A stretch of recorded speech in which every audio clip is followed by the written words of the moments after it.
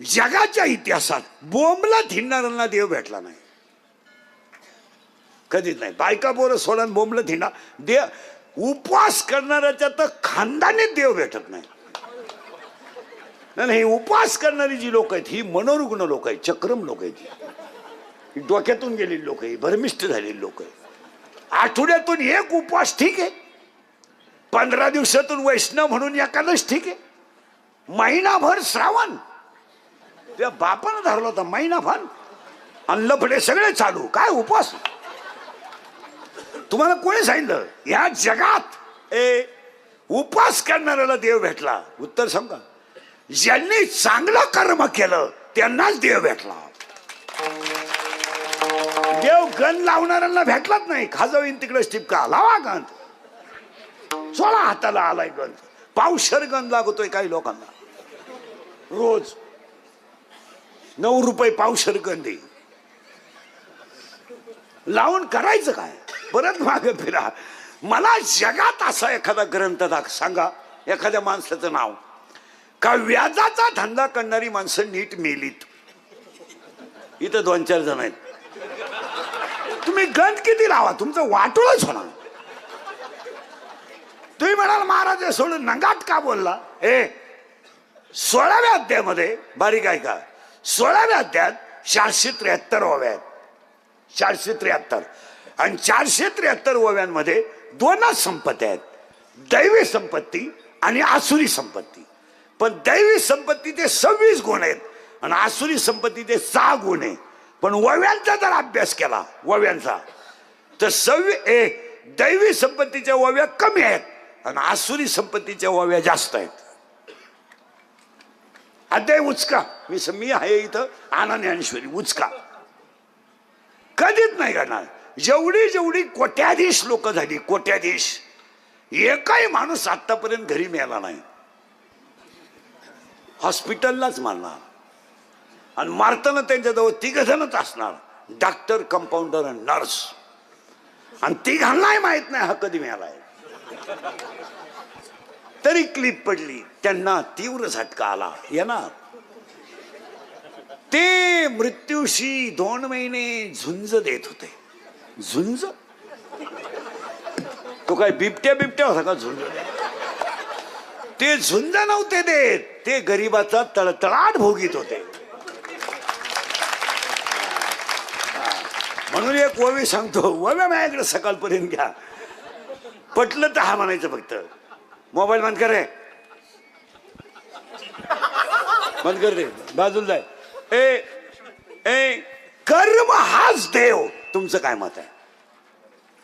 मग मीराबाई साहेबांनी कर्म केलं म्हणून देव भेटला. कर्म हाच देव आहे. पखवात प्रामाणिकपणे वाजवा, देव आहे. गायन मनापासून करा, देव आहे. कीर्तन बिंबीच्या देठापासून करा, देव आहे. नोकरी इनामदारीनं करा, पगारावरच भागवा. अरे पगाराला हातच लावी ना तू, वरच्या वर स्लॅब टाकीतो आणि ईडी पोरं पैदा करून गाव बिघडून देतो. कशाला करू? ज्या नोकरीवाल्यांनी नोकरीला असताना टक्का काढला, म्हणजे 2% कशातही, घरकुलात, मुतारीत, बाथरूम मध्ये, त्यांची अवस्था रिटायर झाल्या अशी आहे. येडे होऊन येणार त्या गावात. कुत्रीचा मुका घे, बोकड्या बस, एकटेच बोला त्या, एकटेच हसा त्या, काही करतील ते, काही बी. तो तळतळाट आहे. मी सांगू एका मिनिटात, शेळीच्या गळ्याचं सड किती लोंबलं तरी ते दूध कधी देत नाही. काशातलं घुशीड किती चिटकलं तरी ते दूध कधी पित नाही. गाळातला बेडूक किती डरला तरी तो फुलाचा सुगंध कधी घेत नाही. प्रेताला किती जरी सजवलं तर ते उठून बसत नाही. पापाची इस्टेट किती कमवली तरी समाधान देऊ शकत नाही. पुन्हा उलट फिरा तिथंच, पुन्हा तिथं उलटच फिरा. तिथं उसाला किती लांब तुरा आला तर तो फायद्याचा नाही. साबरीचं वन किती मोठं लावलं तर ते फायद्याचं नाही, फायद्याचं नाही. पुन्हा ओवी सांगा, खडकावर पडलेला पाऊस कधी गावाच्या फायद्याचा नाही आणि भाजून पेरलेलं बी कधी उतरू शकत नाही, कधीच नाही. कधी तुम्हाला वाटतं तसं, पुन्हा उलट फिरवतो. कर्म हाच देव. मान्य फिट करा. अभ्यासापेक्षा सेट ज्ञान, ज्ञानापेक्षा सेट देवाचं गेलं बाबा. ध्यान. आणि दुसरी ओवी आहे कर्म हाच देव. कर्म.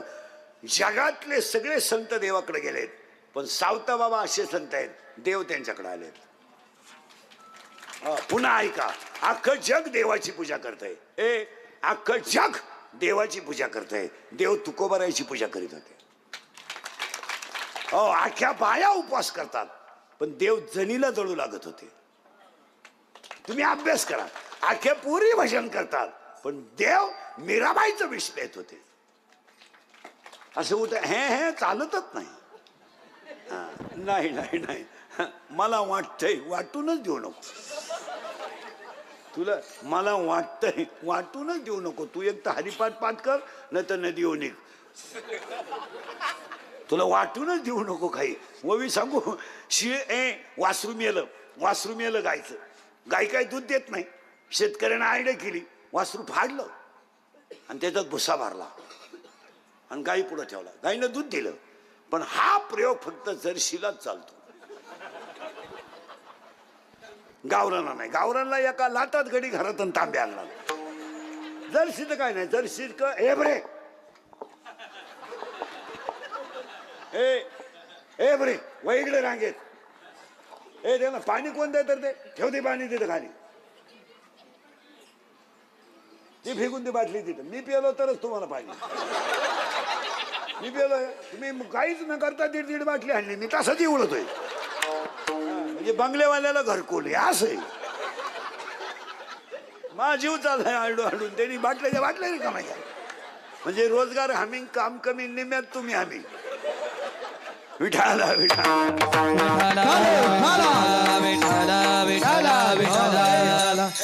गायचं वासरू मेलं. ओवी बाबर काय किती सुंदर आहे.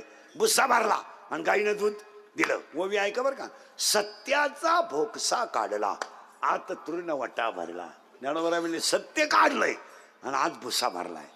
आता हीच ओवी महाराज मंडळीसाठी, हीच ओवी 16व्या अध्यायात आहे. अशीच वासराचा उगामा ठेवून या गाई पुढे, वासराचा भोत गाई पुढे ठेवून जो दूध काढतो त्याला बुद्धिमान म्हणावा, असं 16वा अध्याय म्हणतो.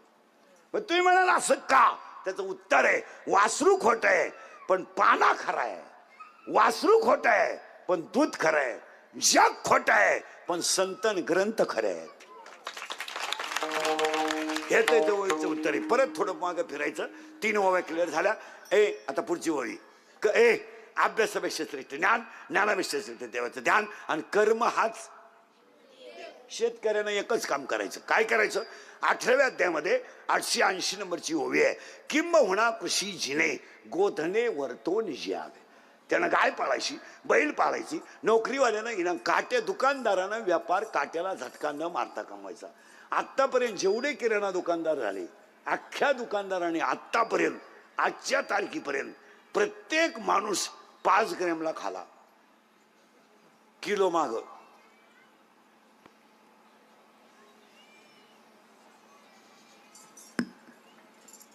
काढा हिशोब. किती ग्रॅमचा किलो? अरे ग्रॅमचं किती ग्रॅमचा किलो? 1000. मग अर्धा किती? 500. पावशेर किती? 250. आणि आतपाव किती? 100. अरे 1001 तुम्ही 125. मला महाराष्ट्रातल्या एखाद्या दुकानात 125चं माप दाखवा. सगळे 20चेच आहेत. 120चं माप आहे. काहींचे दगडाचे. वांगे बटाटे विकणार तर दगडच ठेवतो डायरेक्ट. 250 नको 300 नको. परत नीट ऐका. आणि आता एक ओवी आहे, बारीक ऐका. संपत्ती जर आली, संपत्ती जर आली तर दया येणार नाही. घुसत आहे का बा? संपत्ती जर आली तर दया येणार नाही. आणि दया जर आली, करेक्ट, संपत्ती येणार नाही. पण दोन्ही जर एकत्र आले तर तो देव झाल्याशिवाय राहणार नाही. त्यांची पुण्यतिथी आहे. संपत्ती आली ना, दया येणार नाही. आणि दया जर आली तर संपत्ती येणार नाही. आणि 10वा अध्याय डायरेक्ट म्हणतो, दोन्ही जर एकत्र आले तर ती माझीच विभूती आहे, देव झाल्याशिवाय राहणार. 3 ओव्या संपल्या, अजून कीर्तनाला सुरुवात केली नाही मी. 3 ओव्या क्लिअर, अभंगाला सुरुवात. आता तुमची ना आपली 2 वर्षानं गाठ आहे, आपलं काम थोडं नंगाट आहे. आता सावध बसावं लागेल. कीर्तनाला 3 सूचना आहेत. दरिद्र्य आणि कीर्तनाला बसायचं नाही, तो यायचंच नाही. हा, लांब बसायचं, पहिल्या पंक्तीला जेवायचं, चांगला चप्पल जोड पाहायचा, आम्ही जीव काढायचा, आणि तुम्ही मौतीला आले आणि बसायचं, यायचं नाही. कीर्तनाला दुसरी सूचना, बोलत जायचं. आपल्या कीर्तनाला बोललं तरच कळतं, नाही तर कळतच नाही. पहिल्याच 3 ओव्या कळल्या नाही, पुढं काय कळायचं. आणि कीर्तनाला तिसरी सूचना आहे, शंका असली अभंगात जाग्यावर विचारायची, ओपन चॅलेंज. मी 2 महिन्यानं उत्तर देणार, पुस्तकं उलटे पालटे करून देणार, पण देणार. पण मी गेल्यावर बोंबलायचं नाही. मला पटलं नाही, तुझं तुझ्या बायकोचं पटानं माझं काय समज. आणि तुला पटाव म्हणून मी कीर्तन करतो हे तुम्हाला सांगितलं कोणी? आई साहेबांच्या गादीवर आई साहेब जशी बुद्धी देतील तसं कीर्तन. नाही पटलं आमचा तुमचा काय समज, नाही पटलं घरी जाय. 3 पत्ते पाळायचे आणि अभंगाला सुरुवात. आज कीर्तनाला घेतलेला अभंग काकड्याच्या मालिकेतला, भुपाळीच्या मालिकेतला खालून 2 नंबरचा अभंग आहे. बारीक आहे का? अभंग काकड्यातला आहे. आणि काकडा आणि हरिपाठ या 2 गोष्टी जरा बारीक आहे का? सुरुवात झाली अभंगाला. काकडा आणि हरिपाठ माळकरी मंडळींनी आहे का? मेल्यावर मोक्ष मिळतो किंवा नाही हा वादाचा प्रश्न आहे. डोक्यात घुसत आहे का बा? माणूस मेल्यावर त्याला मोक्ष मिळतो किंवा नाही हा वादाचा प्रश्न आहे. पण हरिपाठ काकडा केल्यावर जिवंत मोक्ष मिळतो हा 2025चा प्रश्न आहे.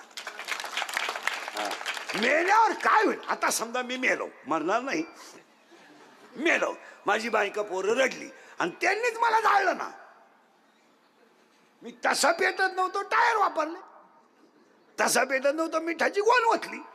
हा माईक व्यवहार आहे, हा माईक व्यवहार आहे. याचा परमार्थाशी काहीही संबंध नाही. काही संबंध. हे बायका पोरं बिर ही सगळी भामट्याची टोळे, यांच्या नादी लागून जो मेला असतो. काही माणसं म्हणतात मी जर 5-6 दिवस घरी गेलो नाही तर काय होईल? काहीच नाही, तू नदीवर गेला तरी काही होणार नाही. तुम्हाला भ्रम आहे हा. आणि आज अख्खी जनता कशात आहे? पाट आणि काकडा हा जीवन. आता हे सप्त्यांमधले जे हरिपाठ आहेत ना, हे आमटीच्या वासावर अवलंबून आहे. आमटीला कड आला का भजने पिसाळले. हे काय ते हरिपाठ आणि फेरीपाठ? हे काय सप्त्यांमधले कुठे हरिपाठ आहे? काकडे काही काकड्याला उठतात, हरिपाठाला उठत नाही, कीर्तनाला राहत नाही. ते म्हणजे आम्हाला काकडा करावा लागतो. काकडा करतो म्हणजे तुझा देवाचा काय हागम आहे का? 1.5 किलो गुळ खातो आणि 1च गवळण म्हणतो, काय काकडा करतो? या लोकांना एक वाक्य सांग का, जगात जेवढे ग्रंथ आहेत तेवढ्या ग्रंथाचा सार म्हणजे हरिपाठ आहे. तुम्ही जगात हे रामायण महाभारत काय तुमचं पुराण फिराण काय असेल ते कोणताही ग्रंथ सापडा, हरिपाठा इतका श्रेष्ठ ग्रंथ नाही. आणि पुरी ध्यानात ठेवा, यांच्या इथं शिकायला असणारी पोरं सोरं 27 गायक वादक 27 अभंग कधी नाचून म्हणायचे नाहीत, 27 अभंग कधी उड्या मारून म्हणायचे नाहीत, 27 अभंग कधी अश्लील चाली लावून म्हणायचे नाहीत, आणि 27 अभंग कधी नाचून म्हणायचे नाही. तुम्ही म्हणाल का?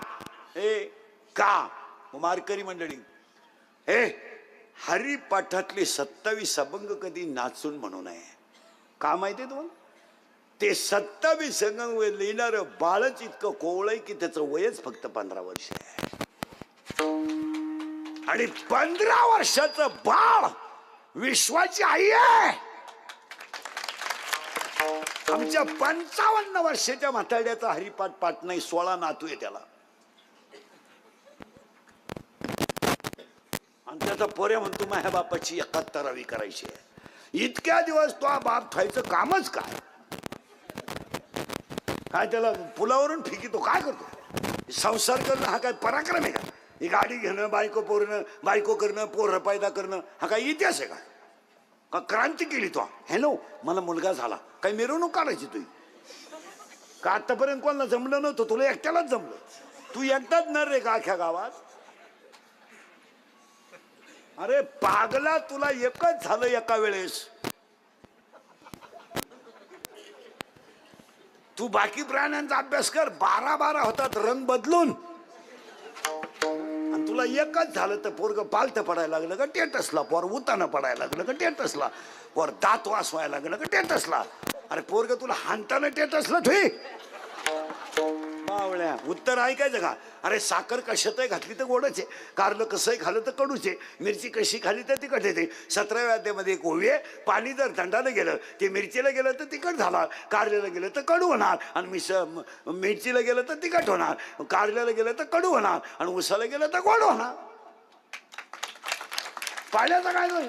हे बायको करणं पोरं पैदा करणं हा काय इतिहास आहे काय? माई डोळे मिटायला म्या नातू पाहिलं मोकळे झाली, मिरची पावडर घाल डोळ्यात. काय पराक्रम आहे का? परत नाही. तुम्ही बधीर व्हा अजून 10 मिनिटात. तुम्हाला आत्ताच सुधारलं मी काय म्हणतो.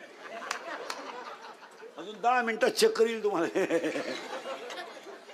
काय नाही मग हे काही पराक्रम आहे का? उत्तर मागे फिरवायचे आपल्याला. ते बाळच फक्त 15 वर्षाचं आहे, आणि त्या बाळाचा हरिपाठ आहे. हरिपाठ कधी नाचून म्हणू नये, कारण पुढे उत्तर सांगा. जगातले जेवढे ग्रंथ आहेत तेवढ्या ग्रंथाचा सारच हरिपाठ आहे, आणि हरिपाठ आणि काकडा जीवनाचा गाभा आहे. आता आपले दिंड्यांमधले काकडे कधी होत्या? जेवल्या वळवंटापासून लिंबाच्या झाडापर्यंत झोपले. एक नाटक आहे सगळी. काकडा हा सूर्य उदयाच्या अगोदर संपावा. त्याचं कारण माहिती तुम्हाला काय? चंद्रामृत ब्रह्ममुहूर्तावर येत असतं. ब्रह्ममुहूर्तावर भजनीने टाका, चंद्र अमृत टाकतो, त्याची वेळ आहे 3:30 ते 5:30.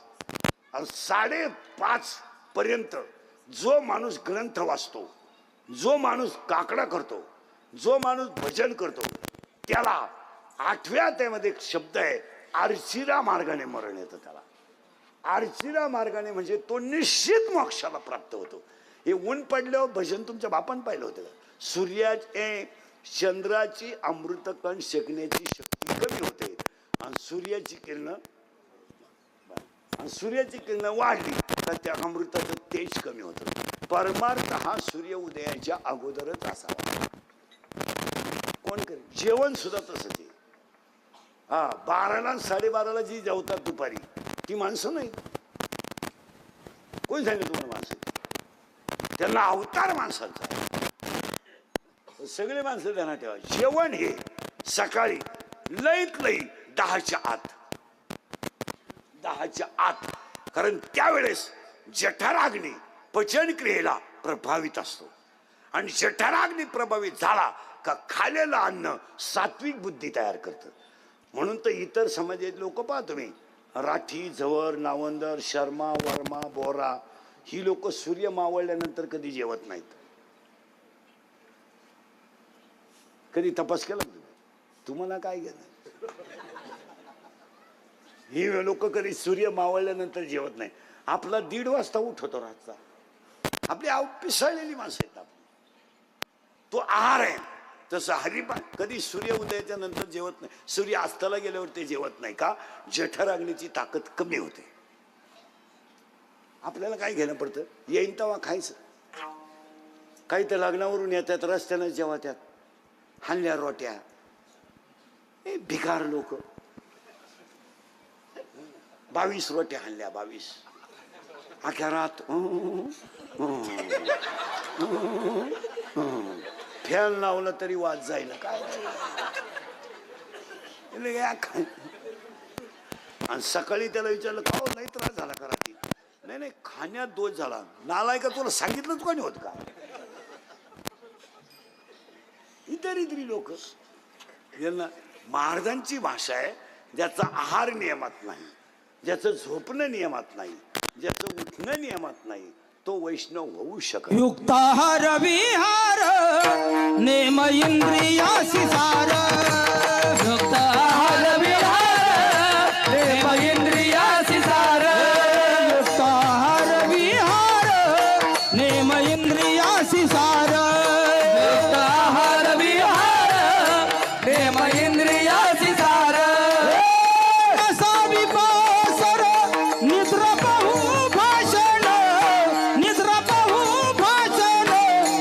मुक्ताहार विहार